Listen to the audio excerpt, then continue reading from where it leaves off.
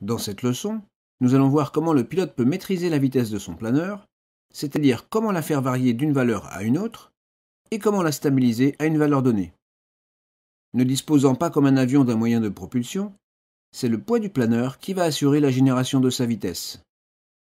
Le pilote, en faisant varier l'assiette, va modifier la trajectoire du planeur et par voie de conséquence en modifier la vitesse. Pour expliquer ce phénomène, nous allons utiliser une analogie. La vitesse d'une boule roulant sur un plan incliné. Posons et maintenons une boule sur un plan incliné. Le poids de cette boule est dirigé vers le centre de la Terre, et il se décompose en deux composantes. Une qui est perpendiculaire au plan incliné, et l'autre qui en est parallèle. Si on libère la boule, elle va se mettre à rouler dans le sens de la pente.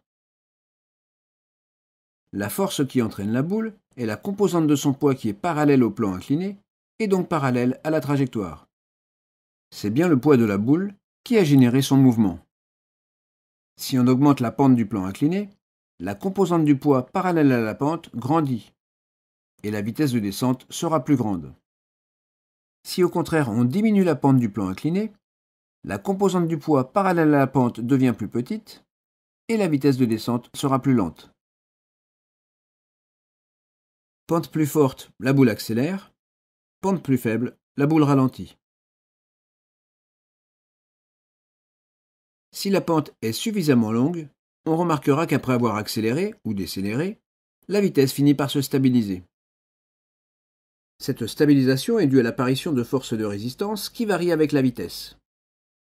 Ces forces de résistance sont dues au frottement et à la traînée aérodynamique. Lorsque ces forces égalent la composante du poids de la boule parallèle au plan incliné, la vitesse se stabilise. Si on renouvelle cette expérience avec des plans présentant des pentes différentes, on remarquera que les variations de vitesse sont d'autant plus rapides que la différence d'angle de descente sera grande, et que la vitesse de stabilisation sera d'autant plus grande que la pente de descente sera forte. On notera aussi que les variations de vitesse restent progressives. C'est un effet de l'inertie de la masse de la boule. Remplaçons maintenant la boule par un planeur et le plan incliné par sa trajectoire. Nous allons voir comment cette analogie avec une boule s'applique au pilotage. Dans la plus grande partie de son domaine de vol, le planeur, qui est toujours en descente dans la masse d'air, se comporte approximativement comme une boule descendant le long d'un plan incliné. C'est le pilote qui, par le choix judicieux de son assiette, détermine la pente de descente dont découlera la vitesse du planeur. Comme la boule, le planeur est entraîné par la composante de son poids sur sa trajectoire. Plus la pente de descente est forte, plus cette force est grande, et plus la vitesse du planeur sera élevée.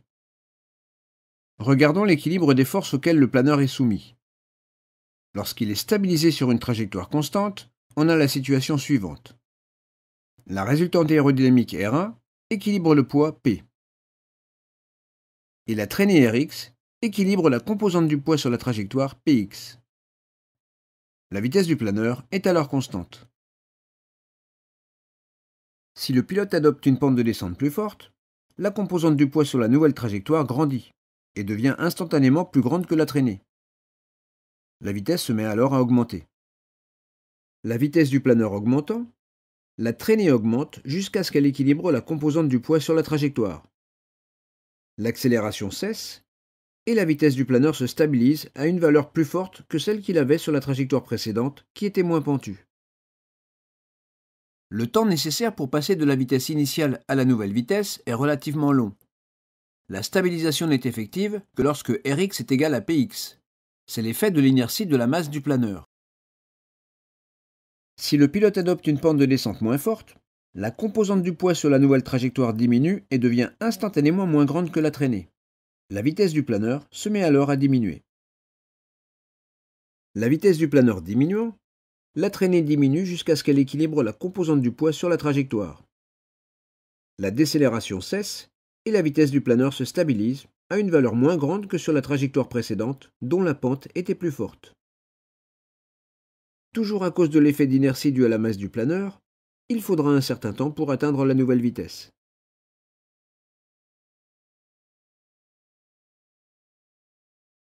En résumé, si on se stabilise sur une pente de descente plus forte, le planeur accélère, puis sa vitesse se stabilise à une valeur plus grande.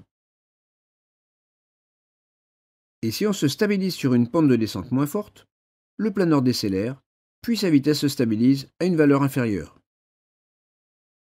Nous allons donc utiliser ces propriétés pour faire varier la vitesse de notre planeur et la stabiliser à des valeurs données. Voyons cela depuis le cockpit. Nous sommes en vol en ligne droite et nous maintenons l'assiette de référence. On voit que l'anémomètre indique 110 km/h et qu'à peu de choses près, cette valeur ne varie pas. Affichons maintenant une assiette plus piquée et stabilisons-la bien.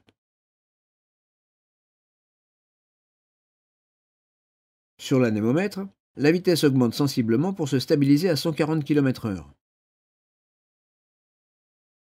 On remarque le temps qu'il a fallu pour accélérer et obtenir une vitesse stable. On l'a dit, c'est l'effet de l'inertie. Affichons maintenant une assiette plus cabrée que l'assiette de référence. Sur l'anémomètre, la vitesse diminue pour finalement se stabiliser à 90 km/h. Là encore, l'opération a duré un certain temps, toujours à cause de l'effet d'inertie. De cette démonstration, nous tirerons les enseignements suivants. Une assiette stable donne une vitesse stable. Plus l'assiette sera piquée, et plus la vitesse sera grande. A contrario, plus l'assiette sera cabrée, et plus la vitesse sera faible. Les variations de vitesse ne sont pas instantanées et durent un certain temps, à cause de l'inertie due à la masse du planeur. Il ne nous reste plus qu'à mettre ces principes en application pour faire varier et stabiliser la vitesse de notre planeur à différentes valeurs. Pour cela, voyons quelle est la méthode à utiliser pour modifier la vitesse de vol. D'abord, s'assurer que l'assiette est stable et lire la vitesse actuelle sur l'anémomètre. Ici 90 km/h. Ensuite, choisir la valeur de la vitesse à atteindre, par exemple 130 km/h. Cette vitesse étant plus forte que la vitesse actuelle, on va préafficher une assiette plus piquée. Patienter le temps que la vitesse se stabilise et noter la nouvelle valeur sur l'anémomètre. Si la vitesse obtenue est celle recherchée, maintenir l'assiette, le but est atteint. Et si la vitesse obtenue est sensiblement différente de celle recherchée, renouveler l'opération avec de petites corrections d'assiette jusqu'à l'obtention de la vitesse désirée. Dans tous les cas, c'est l'assiette qu'il faut piloter. L'anémomètre ne fait qu'indiquer si l'assiette est correcte ou non, et avec un temps de retard. Les points clés de cette leçon sont que pour obtenir une nouvelle vitesse, il faut d'abord s'assurer que l'assiette est stable et lire la vitesse actuelle sur l'anémomètre. Ensuite, choisir la valeur de la vitesse à atteindre et préafficher une assiette stabilisée plus piquée si elle est plus forte que la vitesse actuelle, ou préafficher et stabiliser une assiette plus cabrée si cette vitesse à atteindre est moins forte que la vitesse actuelle. Il faut patienter le temps que la vitesse se stabilise et noter la nouvelle valeur sur l'anémomètre. Si la vitesse obtenue est celle recherchée, maintenir l'assiette, le but est atteint. Et si la vitesse obtenue est sensiblement différente de celle recherchée, renouveler l'opération mais cette fois-ci avec de petites corrections d'assiette jusqu'à l'obtention de la vitesse désirée.